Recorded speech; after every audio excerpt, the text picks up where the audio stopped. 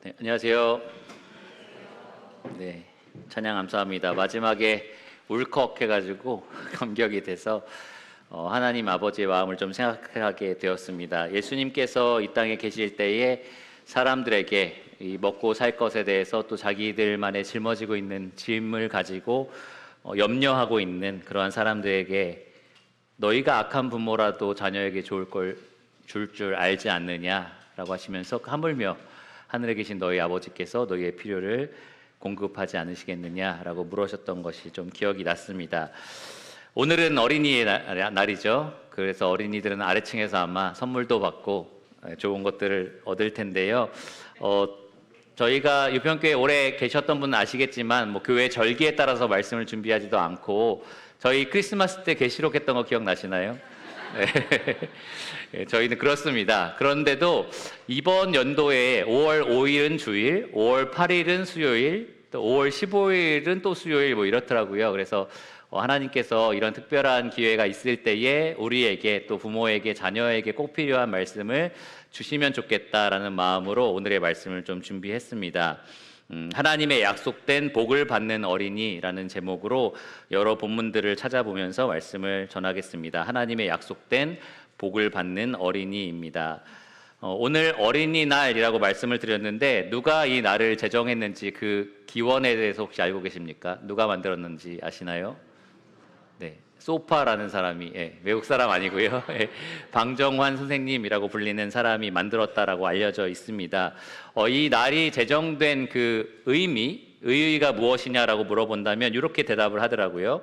어린이의 인격을 존중하고 그들의 행복을 도모하기 위해서 제정한 날, 이렇게 이야기를 합니다. 아이의 인격 존중, 또 행복을 빌어주는 날이 바로 어린이날입니다. 아이들에게는 선물 하나 더 받을 수 있는 날, 이 정도 될 수도 있지만 사실 우리는 그 의미가 무엇인지 정확하게 알 필요가 있습니다. 이 날이 제정된 날이 1922년이라고 해요. 굉장히 오래전이죠. 그리고 1922년으로 거슬러 올라가면 그 당시에 어린이가 당했던 일들이 지금 생각할 땐 정말 말도 안 된다라고 생각되는 그러한 일들이 많았습니다. 아이의 인격을 성인처럼 똑같이 존중하느냐? 그러지 않았었고요. 또 아이들이 다치고 아프고 강제로 노동이 착취되고 이런 것들이 빈번하게 일어났던 그러한 시대였습니다. 그래서 아이를 존중하고 보호하고 또 그들의 복을 빌어주는 이 날이 좀 필요했던 거죠. 그런데 여러분, 성경이 기록된 시대는 이보다 훨씬 더 심했습니다. 구약 시대는 물론이고 신약 시대에 가면은 로마 그리스 시대에 사람들이 이 자녀를 자기의 소유물처럼 여겼습니다. 그래서 많이 자행되진 않았겠지만 이 사회적으로 암묵적으로 동의하는 것이 아버지에게 자녀의 생존권이 걸려 있다라고 생각해서 아버지가 언제든 죽이고 싶으면 죽일 수 있고 버리고 싶으면 버릴 수 있는 그런 것들이 암묵적으로 허용되는 시대가 이 성경이 기록된 시대였습니다. 요즘에도 아들, 딸 이렇게 구별하면서 안 낳기도 하고 지우기도 하고 이런 일들이 일어나잖아요. 그것이 우리가 악하다라고 평가를 하는데 이 당시에는 태어난 아기를 그렇게 갖다가 버리기도 하고 마음에 들지 않으면 또 아이에게 조금 문제가 있는 것 같고 그러면 언제든지 그렇게 유기할 수 있는 그러한 시대였다라는 거죠. 그런데 여러분, 이런 시대에 기록된 하나님의 말씀에서 우리는 하나님이 언제나 어린이를 사랑하셨다라는 것을 발견합니다. 언제나 하나님은 어린이를 사랑하셨습니다. 구약시대 이스라엘 민족을 택하셔서 자기의 백성으로 삼으실 때 내가 너희에게 복을 주겠다라고 하시면서 이 말씀을 듣고 있는 성인들에게만 복을 주신 것이 아니라요, 천대까지 복을 내리겠다라고 하셨습니다. 나의 인자를 너의 자손, 그 자손의 자손, 그 자손의 자손, 천대까지 내려가는 거죠. 그러니까 하나님이 그 자녀에게 복을 계속해서 물려주기를 원하셨다라는 겁니다. 출애굽기 34장 7절에 나와 있고요. 신명기 6장 7절에서 9절을 보시면 하나님이 이 이스라엘 백성이 그 약속의 땅에 들어가게 됐을 때 그 자녀들에게 약속하신 복이 임하기를 바라셨어요. 그러니까 자나깨나 집을 나서거나 집에 들어오거나 항상 아이에게 가르치라 라고 말씀을 주셨습니다. 너희 하나님 여호와를 사랑하고 경외하고 순종하기를 늘 가르치라 라고 했습니다. 그 목적이 무엇이냐? 그 아이들로 하여금 약속된 복을 누리게 하기 위해서 그렇게 하신 겁니다. 신약시대도 마찬가지예요. 여러분, 예수님이 어린아이들이 오면 애들은 가 이렇게 하셨나요? 아니죠. 오히려 애들은 가라고 말하는 제자들을 금하시고요 그들을 꾸짖으셨습니다.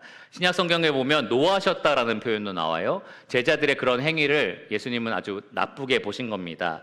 그러면서 예수님은 아이들을 자기 앞에 가까이 불러놓고 천국은 이런 자들의 것이다 라고 말씀을 하셨습니다. 천국이라는 이 영원한 복이 바로 이런 자들에게도 해당된다라고 복 주기를 원하셨던 겁니다.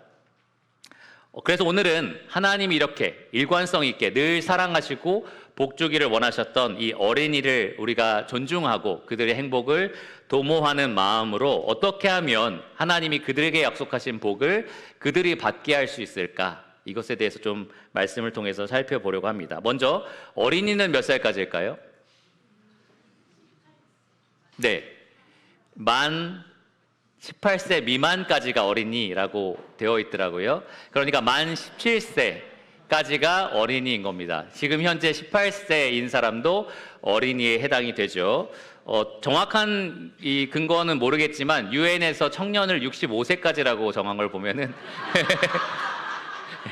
어린이도 우리가 지금 이야기하는 것보다 훨씬 더 넓은 폭을 우리가 잡을 수 있다라고 생각을 해요.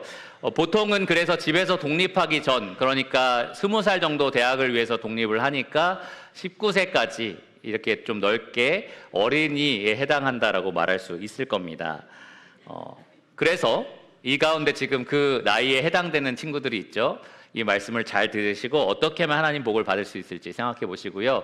그런 아이들을 지금 키우고 계시는 부모님 혹은 키우고 있는 부모를 돌보고 있는 또 도와주고 있는 할아버지 할머니들도 오늘 말씀을 잘 들으실 필요가 있습니다. 여러분이 정말 너무 사랑해서 눈에 넣어도 아프지 않는 그 아이들에게 어떻게 하면 이 하나님이 약속하신 복을 받게 할 수 있을까? 오늘 이 말씀을 통해서 잘 들어보시기를 바랍니다. 결론은 단순해요. 제가 오늘 말씀을 통해서 하고 싶은 결론은 단순합니다. 성경이 말하고 있는 거고요.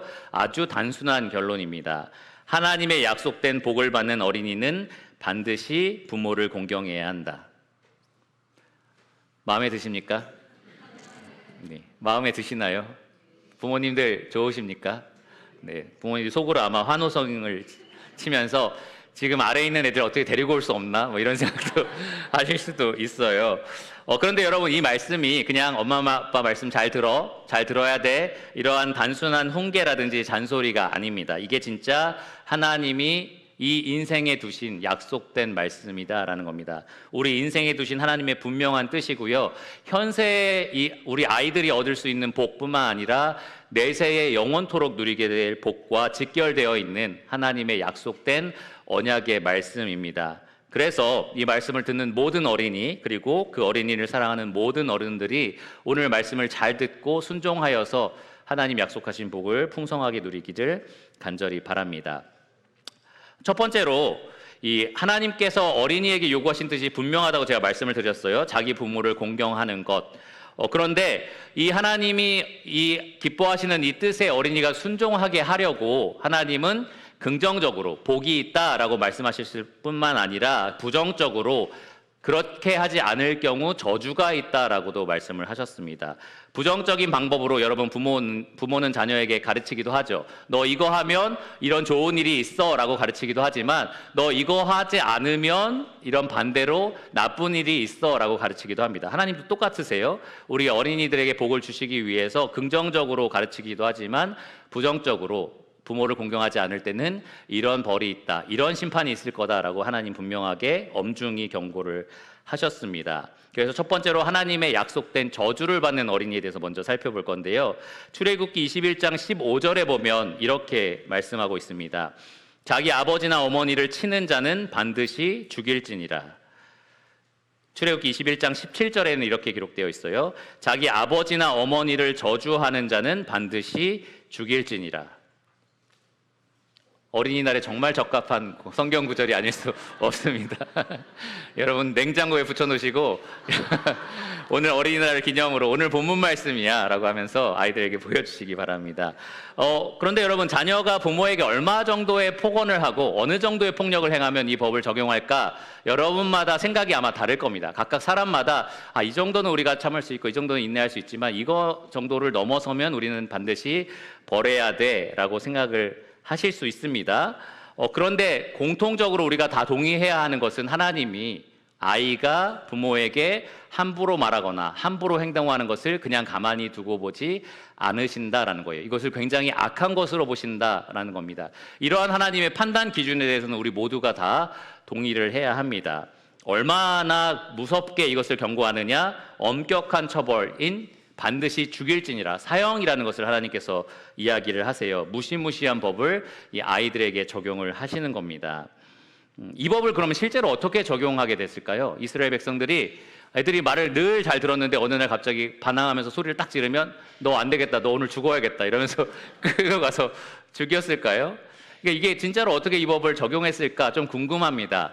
그런데 성경에 보면 본문 말씀 신명기 21장 18절에서 21절에 어떻게 이 법을 적용하라라는 교훈이 좀 구체적인 방식이 좀 나와 있습니다. 같이 한번 살펴볼까요? 신명기 21장 18절에서 21절입니다.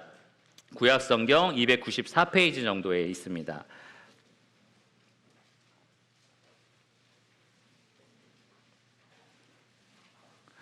이 말씀은 출애굽기에 처음으로 이스라엘 백성에게 이 부모를 공경하라라는 말씀이 주어지고 나서 그 두 번째 세대, 첫 번째 세대가 실패해서 다 광야에서 죽었죠.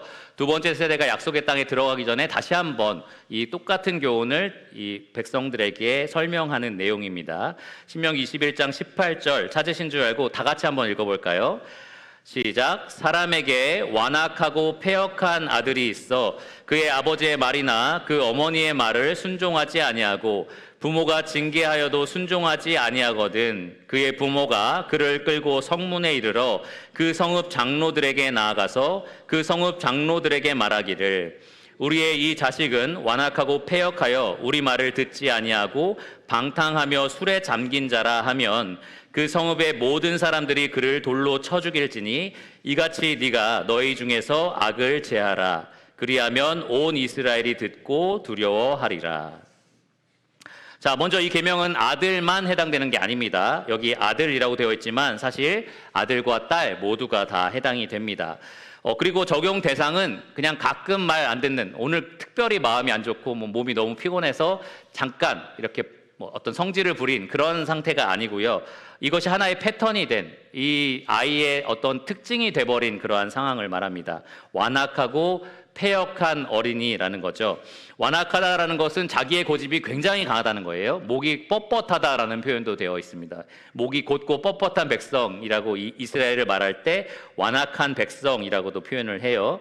자기 고집과 교만으로 가득 차서 부모가 아무리 좋은 말들을 하더라도 절대로 그것을 굽히지 않는 겁니다. 굉장히 다루기 힘들어요. 이 무언가를 말할 때 순응하면서 잘 듣는 게 아니라 왜요? 왜 그렇게 해야 되는데요? 내가 꼭 그렇게 해야 되는지 이유를 한번 얘기해 보세요. 이런 식으로 자기의 고집들을 계속해서 내세우는 그러한 상황입니다. 그리고 여기 보시면 패역하다라는 이 표현은 이 부모의 말을 거역한다라는 것을 의미합니다. 반항적인 말과 태도로 항상 부모가 말하는 것들에 대꾸하면서 이것이 아무리 올바른 훈계라 할지라도 결국에는 거역을 하고 자기 마음대로 행동하는 그러한 어린이를 가리킵니다. 보시면 부모가 자녀를 징계했다라고 되어 있어요. 그러니까 너 이렇게 하면 안 돼. 하나님은 이렇게 하라고 하셨어. 라고 아무리 좋은 말로 타이르고 때로는 강하게 훈계하고 책망하고 할지라도 절대로 자기 고집을 꺾지 않는 그러한 아이를 가리킵니다. 그런데 단순히 아주 어린아이만 말하는 것 같진 않아요. 부모가 이제 성읍의 장로들에게 이 아이를 끌고 오는데 이렇게 말합니다. 이 아이는 완악하고 패역한데 방탕하며 술에 잠긴 자라고 표현을 해요. 그러니까 5살짜리, 7살짜리가 방탕하고 술에 잠길 수 있지는 않잖아요, 보통. 그러니까 이 아이는 굉장히 장성한 아이. 그러니까 아까 우리가 구분한 나이대를 보면 17, 18, 19 이 정도가 된다고 말할 수 있을 겁니다. 그러니까 굉장히 성장했지만 여전히 자기 고집으로 똘똘 뭉쳐있는 그러한 아이입니다. 성경에서 방탕하고 술 취하다라는 이 표현은 전형적인 악인을 가리킬 때 사용되는 표현입니다. 그러니까 나의 아이가, 어린이가 전형적인 악인으로서 지금 자라고 있는 거죠. 그럴 때 이 성읍의 장로들, 모든 재판을 담당하는 그러한 장로들에게 데리고 와서 판결을 받게 하고요. 유죄다라고 판결이 내려진다면 그 성읍에 있는 모든 백성들이 나와서 돌로 그 아이를 쳐서 죽이라라고 명령이 되어 있습니다. 그렇게 하는 이유는요, 단지 그 가정에서 악인을 제거하는 것이 아니라요, 이 이스라엘 성읍뿐만 아니라 온 이스라엘이 듣고 두려워서 이 모든 죄를 그 백성들 안에서 제거하려고 거룩한 백성으로서 살아남기 위해서 그렇게 하는 겁니다. 자, 그러면 중요한 것은 이 말씀을 우리에게 그대로 적용할 수 있을까요? 어떻게 생각하십니까? 바로 적용할 수 있을까요? 적용해야 할까요? 자, 애찬 후 우리 그 친구 아시죠? 뒷마당에서 우리 다 같이 돌을 손에 쥐고 그 친구를 때리기로 하겠습니다. 이런 식으로 적용할 수 있냐는 거죠.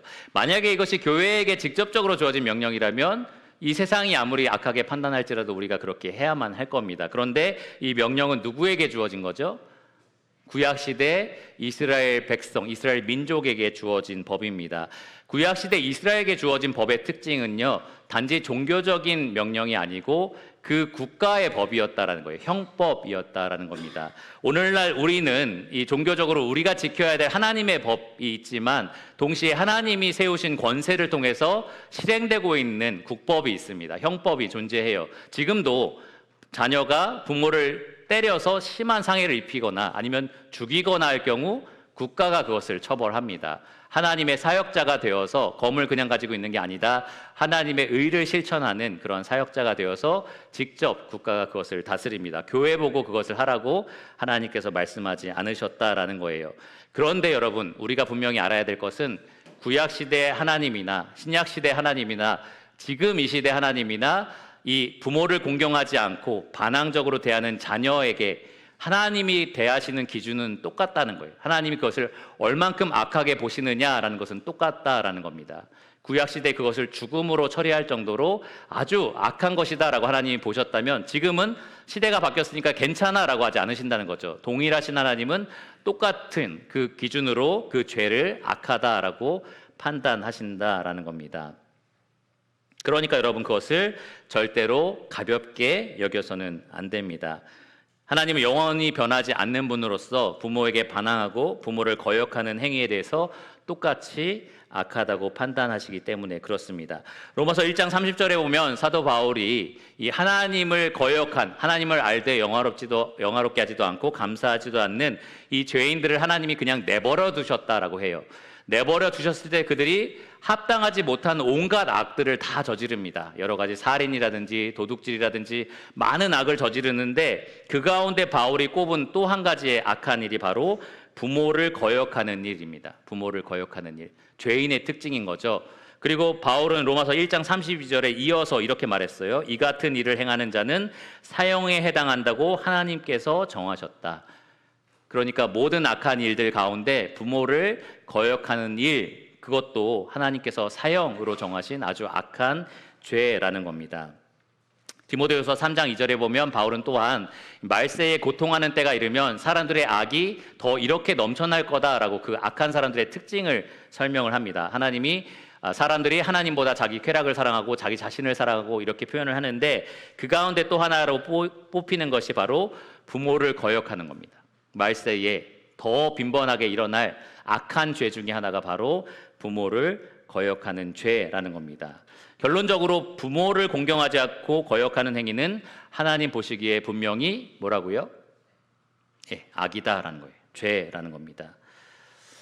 오늘날 우리는 이 아이들 위해서 어린이날을 만들지 않고 오히려 폐지해야 되는 상황에 이른 것 같아요. 그러니까 정말 존중해야 될 만큼 존중하는 게 아니라 내 아이를 존중하기 위해서라면 이 아이가 하나님을 멸시하고 이웃을 사랑하지 않아도 미워해도 상관없어, 이렇게 생각하는 부모가 더 많은 것 같습니다. 그러한 어그러진 시대에 우리가 살아가고 있는 것만 같아요. 아이의 이 자존심이 상하지 않게 하기 위해서라면 하나님을 조금 멸시해도 상관없어, 우리 이웃에게 조금 해로운 일들을 해도 내 아이가 안 다치면 됐지, 이렇게 생각하는 부모가 굉장히 늘어나고 있다라는 거죠. 아이의 행복을 위해서라면, 그게 진짜 하나님 약속하신 행복이 아니라 세상이 말하는 행복, 아니면 내가 생각하는 그 행복을 위해서라면 완악하고 폐악한 행동을 내 앞에서 하는데도 그것을 그냥 눈 감아줍니다. 그리고 하나님께서 분명히 저주하신다라고 말씀하신, 심판하신다라고 말씀하신 그 방식대로 애가 말하고 행동하는데도 그냥 그렇게 하도록 내버려 둔다라는 거죠. 세상 사람들은 그럴 수 있습니다. 어차피 멸망의 길로 가고 있고 영원한 심판을 받을 자들이니까요. 그런데 하나님의 집 안에 있는 아이들은 그렇게 자라서는 안 됩니다. 하나님의 교회 안에 있는 모든 아이들은 그렇게 자라서는 안 된다라는 거예요.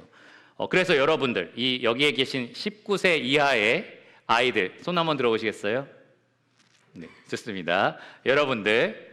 여러분들에게 정말 사랑하는 마음으로 간곡히 부탁하고 싶은 게 있습니다. 권면하고 싶은 게 있어요. 여러분, 살아계신 하나님의 손에 빠져들어간 것이 정말 무섭다라는 사실을 분명하게 아시기를 바랍니다.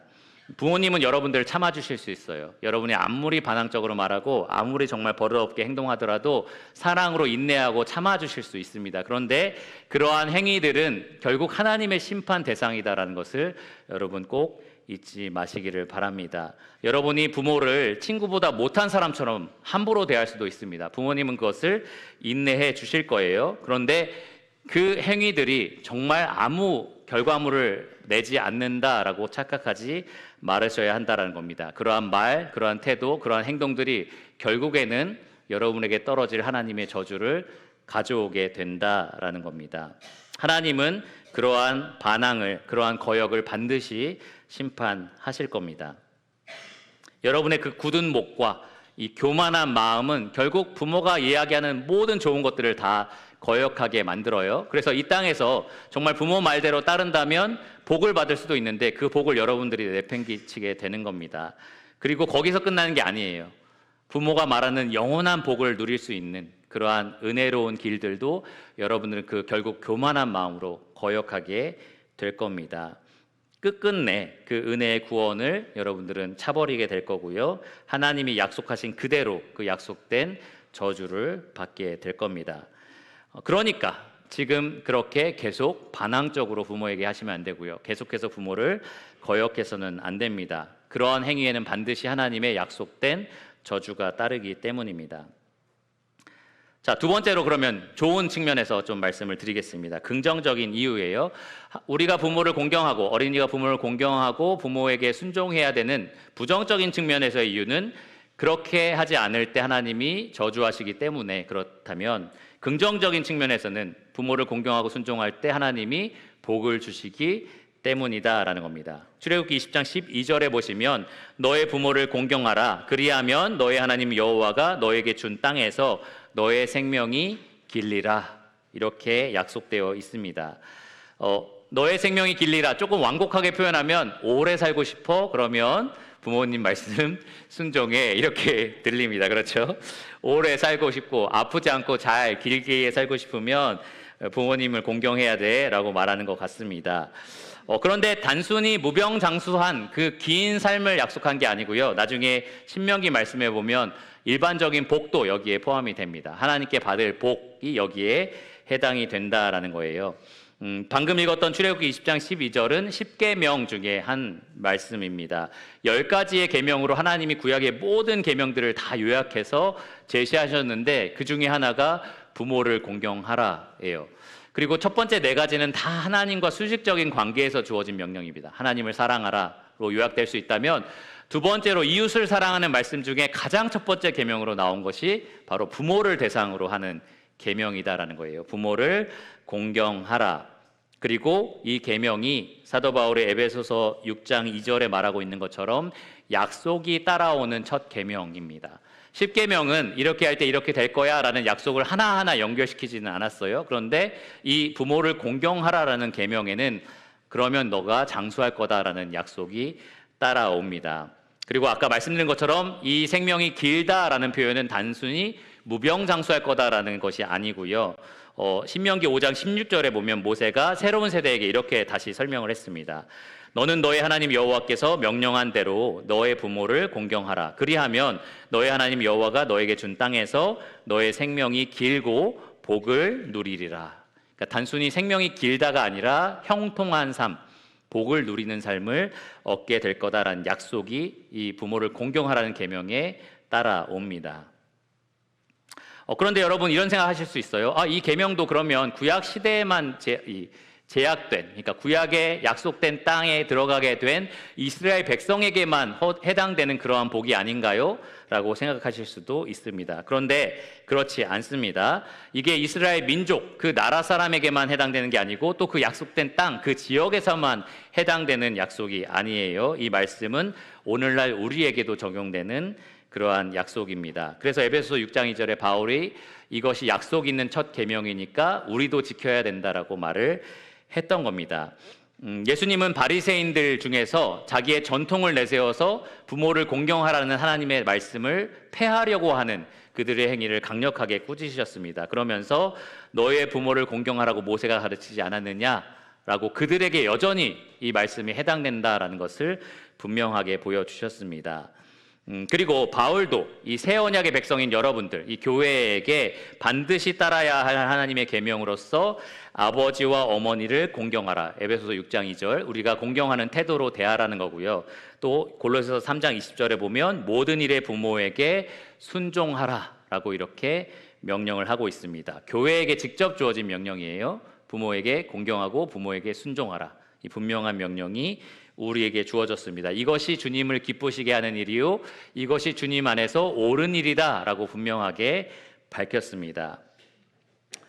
그리고 또 한 가지 흥미로운 게 있어요. 교회 안에서 실천되는 여러 가지 일들을 볼 때 부모를 공경하는 것이 얼마나 중요한가를 우리가 또 발견할 수 있는 게 두 가지 정도가 있습니다. 첫째로는 이 신약 교회가 과부를 돌보는 장면에서 발견할 수 있습니다. 교회에서 어떤 과부를 돌봐야 될 것인지 디모데 전서에 5장 정도의 이 바울이 계속해서 디모데에게 설명을 하는데 교회 안에 여러 과부들이 있을 거 아니에요. 그들을 교회가 직접적으로 물질적으로 후원을 하는데 이런 부모는 돌보지 마라라는 명목이 있었습니다. 뭐 악하고 잘못된 사람들을 이제 돕지 말라라고 했는데 뿐만 아니라 이 과부에게 자녀가 있거나 손자 손녀가 있으면 돕지 말라라는 말씀도 있습니다. 왜냐하면 이 자녀들에게 혹은 손자 손녀들에게 5장 4절에 보면 디모데전서 효를 행하여 부모에게 보답하기를 배우게 하라라고 되어 있습니다. 그러니까 자녀가 마땅히 효를 행하여서 부모에게 보답하는 것을 배우게 하라라고 지금 말하고 있는 겁니다. 그러니까 교회에서 어떻게 보면 이렇게 구제하는 사역에 있어서도 부모를 공경하고 부모를 사랑하고 이것이 바탕이 되어야 했었다라는 거죠. 또 한 가지는 장로를 세울 때 우리가 발견할 수 있습니다. 디모데전서 3장 4절과 5절을 보면 이렇게 되어 있어요. 장로를 세울 때에 자기 집을 잘 다스려 자녀들로 모든 공손함으로 복종하게 하는 자를 세우라고 말을 합니다. 그런 사람이 장로가 될 자격이 있으니 그것을 검증하라라고 이야기를 한 겁니다. 그 이유는 하나님의 교회를 돌보려면 반드시 자기 집을 잘 돌볼 줄 알아야 하기 때문에 그랬습니다. 여러분, 장로는 사실 모든 일에 있어서 다른 성도들이 보고 따라가야 할 본이 되는 사람입니다. 자녀 양육에 있어서도 그런 거예요. 그러니까 자녀가 공손히 그 부모를 공경하고 순종하지 않는다면 이 성도들이 그것을 보게 될 거잖아요. 아, 저렇게 자녀 양육해도 되는 거구나라고 보게 될 겁니다. 그래서 그런 사람은 장로가 될 수 없다라고 성경이 분명하게 말을 합니다. 이를 통해서 우리가 분명하게 알 수 있는 것, 부모를 공경하고 부모에게 순종하는 것이 하나님이 기뻐하시는 분명한 뜻이다라는 사실입니다. 그러한 자들에게 하나님이 지금도 약속된 복을 주신다라는 거예요. 여러분, 혹시 이런 말 들어본 적 있으십니까? 부모님 말씀 잘 들으면 자다가도 떡이 생겨요. 뭐 이런 말씀 들어본 적 있으실 겁니다. 제가 인터넷에서 정확하게 이것이 어떤 문장인지를 찾아보려고 이렇게 뭐 부모 말 잘 들으면 떡 이렇게 해서 검색을 해봤더니 아내의 말을 잘 들으면 자다가도 떡이 생긴다 이렇게 말이 뜨더라고요. 그래서 이건 도대체 누가 왔는 말이야? 이러면서 제가 이상하다 이렇게 생각을 했는데요. 부모 말을 잘 들으면 어떻게 자다가도 떡이 생기나요?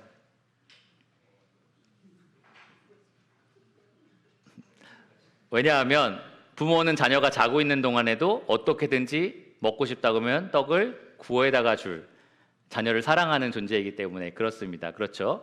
부모는 그래요. 자녀는 자면서 그런 생각 안 하지만 부모는 어떻게든 이 자녀에게 좋은 것들이 있기를 원하고 어떻게든 복이 자녀에게 임하기를 원합니다. 내가 혹시 저주를 받더라도 자녀는 복을 얻기를 원하는 것이 부모의 마음입니다.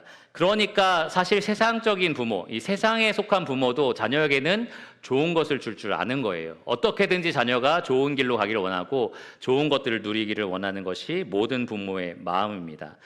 물론 특별한 부모도 있어요. 어떻게 이런 부모가 있을 수 있을까 싶은 사람도 있지만 일반적으로는 그렇습니다. 그래서 자녀가 부모의 말을 따르면 사실 자녀에게 좋은 일이 있을 수밖에 없어요. 왜냐하면 부모는 항상 어떻게 하면 자녀가 복을 누릴 수 있을까 이 생각을 하기 때문에 자녀가 부모의 말을 따르면 일반적으로는 자녀에게 좋은 것들이 있을 수밖에 없습니다. 그런데 이 하나님의 지배에 있는 그 부모의 말을 따르는 것은 훨씬 더 복된 길입니다. 왜냐하면 이 하나님의 지배에 있는 그 부모는 단순히 자녀가 세상적으로 복을 누리기를 원하는 게 아니라 더 나아가서 영원한 복을 누리기를 원하기 때문에 그렇습니다. 자녀에게 진짜 복이 무엇인지를 이 부모는 알고 있고요. 그리고 그 복된 길로 자녀를 끊임없이 인도하는 역할을 합니다. 그래서 그 부모를 따르는 것, 그 부모 말을 듣는 것이 자녀에게는 정말로 좋은 일이다라는 겁니다. 반대로 부모의 말을 거역한다면 이 부모가 자녀를 위해서 복된 길을 아무리 제시하고 아무리 그곳으로 인도한다 할지라도 자녀는 그 복을 다 놓치는 삶을 살 수밖에 없어요. 왜냐하면 그 말을 거역하기 때문에 그렇습니다. 단순히 이 땅에서 복을 놓치는 것이 아니고요, 영원한 복을 놓치게 됩니다. 영원한 복으로 자녀를 인도하고 있는 그것을 계속 반항적으로 거역하고 그리고 반대로 가고, 그러면 어떻게 되겠어요? 결과적으로 이 영원한 복을 얻을 수 있는 그 길에서 멀어져서 영원한 저주 아래로 가게 되는 겁니다. 그래서 이렇게 말할 수 있어요. 부모를 공경하는 자녀는 이 하나님을 더 쉽게 공경할 수 있다. 그리고 부모의 말에 권위를 인정하는 자녀는 부모에게 그 권위를 부여하신 하나님의 말씀에 더 쉽게 굴복할 수 있다라는 겁니다. 반대도 마찬가지예요. 내가 지금 부모의 말에 반항적이다, 내가 부모의 말을 완전히 무시하고 있다, 그런데 난 하나님을 인정하고 하나님의 권위는 순종할 수 있고, 이것이 가능하지 않다라는 겁니다. 사도 요한은 요한일서 4장 20절에 보는 바 그 형제를 사랑하지 아니하는 자는 보지 못하는 바 하나님을 사랑할 수 없느니라 라고 분명하게 못 박아서 말을 했습니다. 우리가 부모를 사랑하는 방식이 부모를 공경하고 부모의 말에 순종하는 것이라면 이 말씀이 그렇게 적용될 수 있는 거예요. 보이는 바 우리 부모를 공경하고 순종하지 못하는 자녀가 보이지 않는 하나님을 공경하고 경외하고 그분께 순종한다, 있을 수가 없는 일이다라는 겁니다. 그래서 보이는 부모를 공경하는 것, 그것이 약속된 하나님의 복을 누릴 수 있는 비결이라는 겁니다. 그러므로 하나님의 집에 거하고 있는 이 모든 어린이들, 이 가운데 있는 19세 밑에 있는 모든 아이들에게 제가 사랑으로 권면하기 원합니다. 반드시 부모를 공경하고 모든 일에 있어서 부모에게 주 안에서 순종하시기를 바랍니다. 때로는 부모가 명백한 죄를 여러분에게 요구할 수도 있어요. 그렇게 하라고. 그런데 그거는 여러분이 거역할 수 있습니다. 겸손하게 그것에 대해서 이거는 못하겠습니다 라고 말할 수가 있어요. 여러분 잘 아시는 아이언맨 역할을 한 그 로다주라고 하죠. 배우의 이름을 로다주라고 하는데, 그 배우는 6살 때부터 아버지가 주는 마약에 중독이 되어서 여기에서 해방되기 위해서 정말 죽을 만큼 고생을 했다라고 해요. 그런 부모도 있습니다. 그런 부모도 있어요. 그런 것들을 요구할 때는 하나님의 권위가 더 부모보다 높기 때문에 겸손하게 간곡하게 거부할 수가 있어야 합니다. 그런데 웬만한 부모는 그런 거 요구하지 않잖아요. 이 가운데 있는 주님 안에 있는 부모는 그런 거 요구하지 않잖아요. 많은 것에 있어서는 내가 부모를 공경하는 마음으로 순종해야겠다라고 마음을 먹으시기 바랍니다. 이 부모를 바라보지 마시고요, 부모에게 그 권위를 두신 하나님을 생각하면서 더 그 말씀에 순종하시기를 바랍니다. 그게 하나님이 기뻐하시는 뜻이고요, 그렇게 할 때 여러분에게 하나님이 약속하신 복을 내려주실 겁니다. 이 가운데 19세 미만 어린이 중에서 하나님 믿고 나는 예수님을 영접했습니다 라고 하시는 분 아무도 없으신가요? 복음 상담 마친 거 아닌가요? 다시 더 진행을 해야 될 것 같은데요. 예수님을 믿고 하나님의 자녀가 됐다라고 공식적으로 선언한, 침례를 받고 이 선언을 한 사람들 중에서, 그런 자녀들 중에서 부모님을 막대하는 사람들이 있어요. 부모님께 함부로 대하고 막 말하고. 그런 분들에게 여러분 말씀드리고 싶은 것은 바로 그러한 행위가 나는 사실 구원받지 않았다라는 것을 여러분이 스스로 입증하고 있는 증거다라는 것을 아셔야 합니다. 어떻게 내가 죽고 그리스도로 인해서 그리스도를 위해서 살겠다라고 공언을 해놓고 그리스도가 이것이 내가 기뻐한 뜻이야, 부모를 공경해 라고 했을 때 그것을 거역할 수가 있어요? 물론 가끔 내가 불순종할 때가 있고 회개하면서 돌이킬 수 있지만, 여러분이 끊임없이 반항적으로 부모에게 대하고 그렇게 함부로 여러분이 그렇게 부모를 대하면서 나는 그래도 구원받았습니다 라고 말할 수 없다라는 거예요. 절대로 그럴 수는 없습니다. 부모를 공경하고 따르는 것에 하나님의 복이 임한다라는 사실을 여러분 꼭 기억하시기를 바랍니다. 이 생에서의 삶을 복되게 만들어주는 부모의 인도함을 따를 뿐만 아니라 영원한 복으로 여러분을 인도하는 그 부모의 말에 따르시기를 바랍니다. 귀를 기울이시기를 바랍니다. 그럴 때 하나님께서 이 세상과 또 저 세상에서 여러분에게 약속하신 그 축복을 풍성하게 내려주실 겁니다. 마지막 세 번째로 이 말씀을 좀 드리려고 해요. 하나님의 약속된 복에 전제 조건이 있다라는 겁니다. 오늘 말씀의 핵심이 매우 단순하죠. 처음부터 제가 밝힌 것처럼 하나님의 약속된 복을 받으려면, 반대로 하나님의 약속된 저주를 피하려면 반드시 부모를 어떻게 해야 된다고요? 공경해야 한다라고 말씀을 드렸습니다. 이것이 분명한 하나님의 뜻이에요. 그런데 전제 조건이 따릅니다. 무엇이 따르느냐? 부모가 자녀에게 주의 교훈과 훈계로 양육할 때라는 전제가 따릅니다. 아까 로다주 얘기를 했지만 부모가 말하는 그 온갖 악한 것들을 자녀가 따른다고 해서 난 순종했으니까 복을 받겠지? 그렇지 않다는 거예요. 부모가 주님의 기뻐하시는 뜻대로 가르치고 주님이 복되다라고 하신 그 삶으로 인도하는 것, 그것을 자녀가 따를 때에 그러한 복이 임한다라는 겁니다. 그래서 부모에게 역할이 있어요. 신명기 6장에도 나와 있지만 잘 때든지 깰 때든지 집을 나갈 때든지 집에 들어올 때든지 항상 가르쳐야 될 내용이 있습니다. 뭡니까? 하나님을 경외하라, 하나님을 사랑하라, 하나님이 기뻐하신 뜻이 이것이다라는 것을 부지런히 가르칠 책임이 있습니다. 신약 성경에도 부모에게 주어진 명령이 딱 하나 있어요. 오직 주의 교훈과 훈계로 양육하라. 오직 주의 교훈과 훈계로 양육하라입니다. 오늘날 이 자녀 양육의 비법과 어떤 방식이 얼마나 많은지 몰라요. 자녀에게 이런 표현을 쓰세요. 자녀에게 뭐 이런 치료 기법을 사용하세요. 너무너무 많아서 부모님이 생각하실 때는 나는 잘할 때, 애들 키울 때 이렇게 못했는데 난 실패했나 봐. 막 이런 마음을 갖게 하거든요. 그런데 성경의 자녀 양육법은 굉장히 단순합니다. 그렇게 복잡하지 않아요. 주의 교훈과 훈계로 양육하라. 이거면 됩니다. 물론 연약한 부모는 할 때, 자녀를 양육할 때 부족한 면들을 드러낼 수는 있어요. 근데 자녀 앞에서 회개하고 하나님 앞에서 회개하고 항상 힘써야 될 것은 주의 교훈과 훈계로 양육하는 것, 그것 하나만 있다라는 겁니다. 여러분 시편 1편에 보면 복 있는 자에 대한 말씀이 나와요. 복 있는 자는 악한 길을 따르지 않고 악한 자의 꾀를 쫓지 않고 오만한 자와 함께 행하지 않는 그러한 복 있는 자가 나옵니다. 어떻게 악인이 따르는 그 삶과 반대되는 삶을 살 수 있는가? 비결이 나와 있는데 주야로 율법을 묵상하는 자라고 이야기합니다. 무엇이 하나님이 복되다라고 하신 그 말씀이 율법이잖아요. 그 율법을 주야로 묵상하기 때문에 악한 자의 길이 보여도 글로 안 가는 거예요. 주님이 복되다고 하는 그 길로 가는 겁니다. 부모의 역할이 바로 그거예요. 부모가 마치 물가, 시냇가에 심겨진 나무, 그 시냇가 역할을 하는 겁니다. 자녀에게 끊임없이 주의 율법을 가르치는 일을 합니다. 이것이 하나님이 복되다고 하는 삶의 방식이야. 이것이 하나님이 정말 기뻐하시는 뜻이야. 계속해서 자녀들에게 그것을 끊임없이 제공해야 되는 것이 부모의 역할입니다. 그 길로 가도록 끊임없이 격려하고 권면하고 때로는 훈계하고 징계해야 되는 것이 부모의 역할이다라는 거예요. 여러분 지금까지 자녀에게, 어린이에게 주어진 명령을 가만히 들어보시면 그냥 부모를 따르라는 것밖에 없습니다. 부모를 순종하라는 말밖에 없어요. 좀 과장해서 말씀드리면 죽기 싫으면 부모님 말씀 순종해. 약간 이렇게 요약할 수 있을 거예요. 그렇죠? 너 죽기 싫으면 부모님 말씀 순종하고 부모님 공경해. 억지로도 아니고 공경하는 마음으로 그렇게 순종하라고 해요. 어떻게 이렇게 일방적으로 자녀에게 따를 것을 요구하느냐? 전제 조건이 있어서 그렇습니다. 부모가 이 자녀를 반드시 주님이 기뻐하시는 그 길로 인도할 거다라는 그 전제가 여기에 깔려 있는 거예요. 부모는 너를 반드시 그 복받는 삶으로 인도할 테니 너는 따르기만 해라. 너는 무조건 그 부모의 말에 순종하기만 해라. 네 역할은 딱 그거다. 부모가 하는 역할이 바로 이 자녀를 그 길로 끊임없이 인도하는 일을 하는 겁니다. 그래서 가만히 여러분 들으시면서 그렇지 내 자녀가 들어야 돼 막 이렇게 생각하실지 모르지만 결과적으로는 여러분에게 엄청난 무게감이 더해지게 될 겁니다. 내가 과연 자녀를 그 복된 삶으로 인도하고 있는가라는 질문이 이제 생기는 거죠.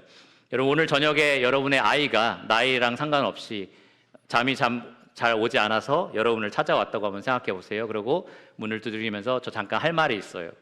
그렇게 얘기를 하는 겁니다. 그러면서 여러분에게 진지하게 물어보는 거죠. 정말 아빠가 말하는 대로 살면 하나님의 복을 받나요?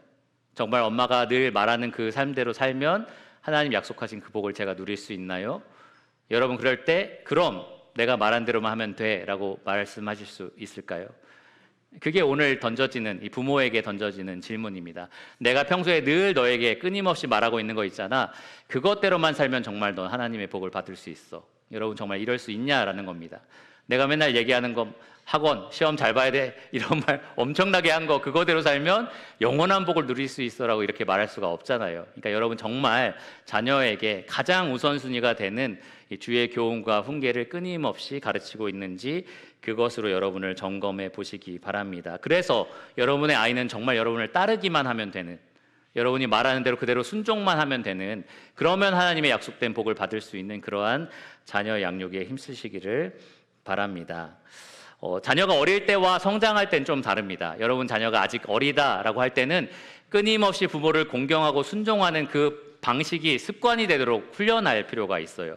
어머니가 말하면, 아버지가 말하면 너는 네 하고 순종하는 거야 라는 게 이 습관이 되도록 계속 훈련시킬 필요가 있습니다. 물론 무조건 일방적으로 때려서만 해야 된다는 건 아니에요. 아이의 마음을 다루면서 결과적으로는 나는 부모에게 순종해야 된다, 이것이 나의 습관이 돼야 된다는 것을 훈련시켜야 됩니다. 그런데 조금 성장하기 시작하면서는 옛날처럼 안 돼요. 너 엄마 말 안 들었어, 엎드려 뻗쳐. 19살짜리한테 이게 안 되는 거죠 이제. 19살짜리 남자아이는 좀 맞고 말지 이럽니다. 제가 19살 때 그런 생각을 가졌어요. 좀 맞고 말지 뭐. 잔소리 그만했으면 좋겠다, 차라리 때리고 좀 말았으면 좋겠다, 이런 마음이 저도 있었어요. 학교 선생님한테 그랬습니다. 근데 성장한 아이들은 그러면 안 돼요. 성장한 아이들에게는 깊은 신뢰의 관계를 구축하면서, 그러면서 친밀한 관계 안에서 왜 부모가 지금 말하고 있는 것이 하나님이 기뻐하신 길인지 설득하고 설명해 주는 것이 필요합니다. 그래서 아이가 스스로 이성적으로 정말 부모가 나를 사랑하는데, 내가 신뢰하는 저 부모가 나를 정말 사랑하시는데 이렇게까지 나에게 말씀하신다면 이게 정말 맞겠구나, 이렇게 이해할 수 있도록 그렇게 도와줄 필요가 있습니다. 결론적으로 여러분, 우리 아이가, 또 여기에 교회에 있는 어린이가 정말 하나님의 약속된 복을 받기를 원하십니까? 아니면 저주를 받기를 원하십니까? 저주를 받기 원한다. 없으시죠? 복을 받기 원할 겁니다. 그러면 자녀에게 무엇을 가르쳐야 될까요? 부모를 공경하고 부모 말씀에 따르는 것을 분명하게 가르쳐 주어야 합니다. 그것의 전제 조건은 여러분이 주의 교훈과 훈계를 끊임없이 가르치고 있다는 겁니다. 거기에 섞여서 세상적인 가치관이라든지 세상적인 행복을 말하는 것이 아니고요. 다른 것들은 모르지만 너가 정말 주님 안에서 복받은 길은 이것이야 라고 선명하게 아이들에게 보여주는 겁니다. 그렇게 해서 정말 유평교회에 있는 모든 아이들이 정말 하나님을 사랑하고 또 하나님께서 약속하신 복을 누리게 되기를 원합니다. 최근에 이제 교회 학교 선생님들과 좀 이야기를 해보면 요즘 아이들이 옛날과 다르다라는 얘기를 해요. 뭐 옛날에는 다 선하다라는 말이 아닙니다. 뭐가 다르냐 하면, 과거에는 사회 전체도 신이 존재한다는 것에 대해서 기본적으로 사람들이 인정하는 마음은 조금 있었습니다. 그러니까 신이 아예 없다라고 대놓고 부정하진 않는 시대에 우리가 살았었어요. 근데 지금 우리가 살고 있는 시대는 그렇지 않습니다. 신이 하나의 소설이고 허구다라고 믿고 있는 그런 시대에 우리가 살고 있고요. 이것이 교회 안에도 그대로 드러납니다. 내 아이는 교회에서 늘 자랐는 걸요. 유치원에서 주일학교에서 예수님 십자가 얘기하면서 눈물도 흘린 적이 있는 걸요. 그런데 자라면서는 그렇지 않은 거예요. 점점 자라면서는 이게 다 가짜 같고 신은 없는 것 같아요, 이런 식으로 아이들이 진심을 이야기하기 시작합니다. 그래서 놀라는 거예요. 내가 그동안 교회에 얼만큼 많이 데리고 왔고 얼마만큼 많이 얘기했는데 마치 세상 밖에 있는 아이랑 똑같은 수준으로 하나님을 말하고 있네, 하나님에 대해서 의심하고 있네. 이러한 충격에 여러분 빠질 수 있는 시대에 살고 있습니다. 그만큼 우리에게 주어진, 우리에게 은혜를 주신 이 아이들을 지켜내기가 힘든 시대에 우리가 살고 있다는 거예요. 그러니까 더더욱 우리 유평교회에 있는 어린이들이 하나님 약속된 복을 얻게 하기 위해서 우리가 더 애써야 된다라는 거예요. 그 아이들에게 부모 공경하기를, 부모 순종하기를 가르치고요. 그리고 항상 주님의 말씀을 우리가 그들에게 말해줄 수 있는 그러한 부모가 되기를 원합니다. 그렇게 하여서 정말 유평교회에 있는 아이들은 자라면서 점점 세상으로 나가고 하나님이 저주 내리시는 그 삶으로 뛰쳐나가는 것이 아니라 하나님의 복을 온전히 받게 되기를 간절히 구합니다. 모든 기도하고 말씀을 마치도록 하겠습니다.